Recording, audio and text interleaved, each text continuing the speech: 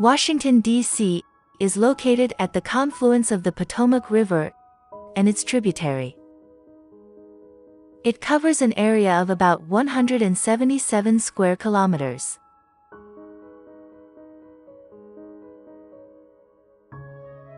In this city, just like any other city in the U.S., it's easy for the satellite to identify the difference between an all-white community and communities with a majority of people of color. Using commercial satellite images, public census statistics, and points of interest, we want to show this deep-seated problem of American cities. Although urbanization has brought great changes to the U.S., racial segregation still exists in its cities. Based on data from the U.S. 2020 Census, we have created a data map that records the distribution of people of different races in American community.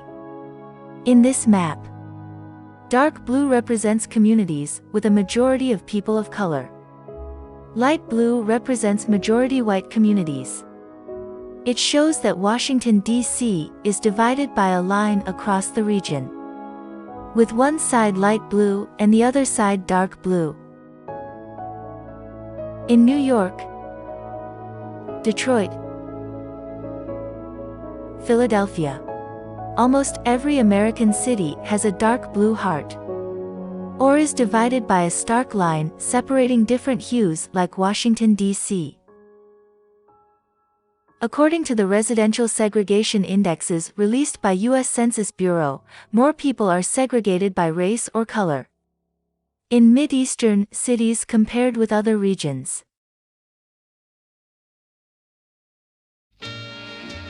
Over the past 90 years, although the number and proportion of people of color in Washington, D.C. has increased, they still live in concentrated communities.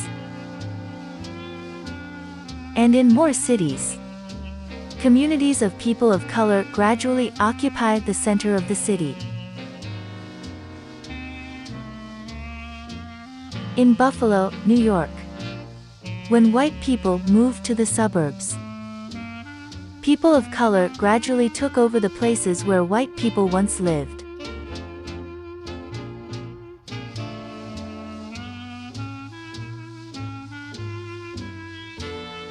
The same trend was also shown in Detroit. Over 90 years of urban expansion saw white residents flock to the suburbs, while people of color were concentrated downtown.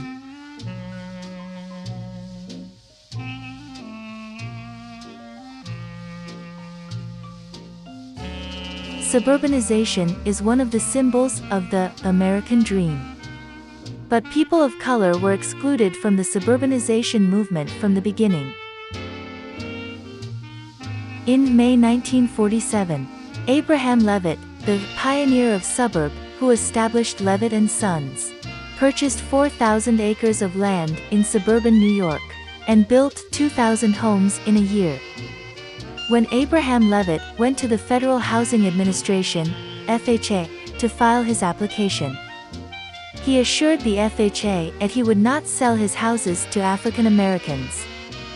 Racially restrictive covenants were a feature of every housing contract. By 1970, suburban populations in U.S. cities had surpassed urban populations. Although the number of people of color and their communities continued to grow, they were still concentrated.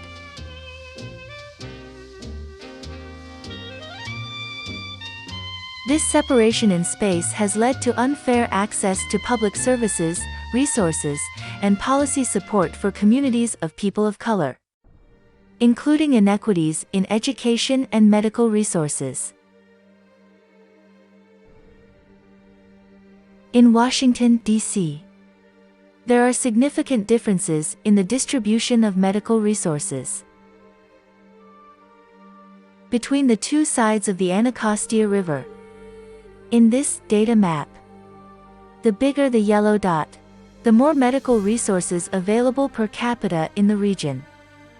It shows that communities of people of color differ significantly from white communities in distribution density. The data map records the same result in Detroit, Buffalo, and New Orleans.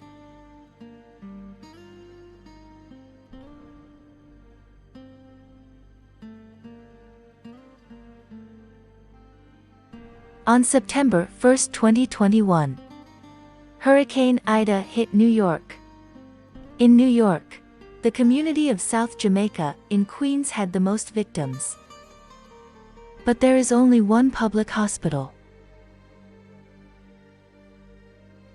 While in Upper East Side, which is the size of the community of South Jamaica, there are 7 hospitals.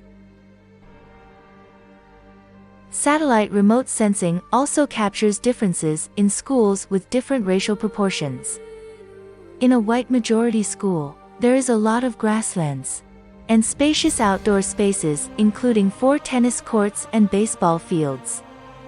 While the school with a majority of students of people of color is smaller and only has 1 football field. In New York, a white majority school has 12 tennis courts, 1 baseball field, several basketball courts, and a large sports field.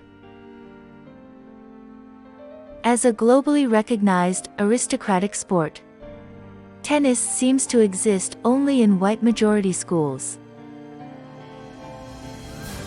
Since the company of Levitt and Sons excavated the first foundation in the suburbs of New York, Americans have landed on the moon, won the Cold War, deployed forces around the world, and overthrown regimes that were unwilling to obey their will under the disguise of equality, democracy, and justice.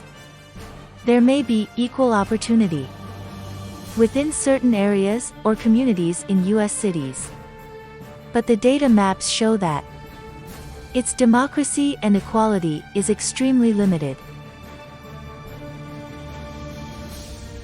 And satellite images and publicly available data both reveal the obvious injustice of U.S.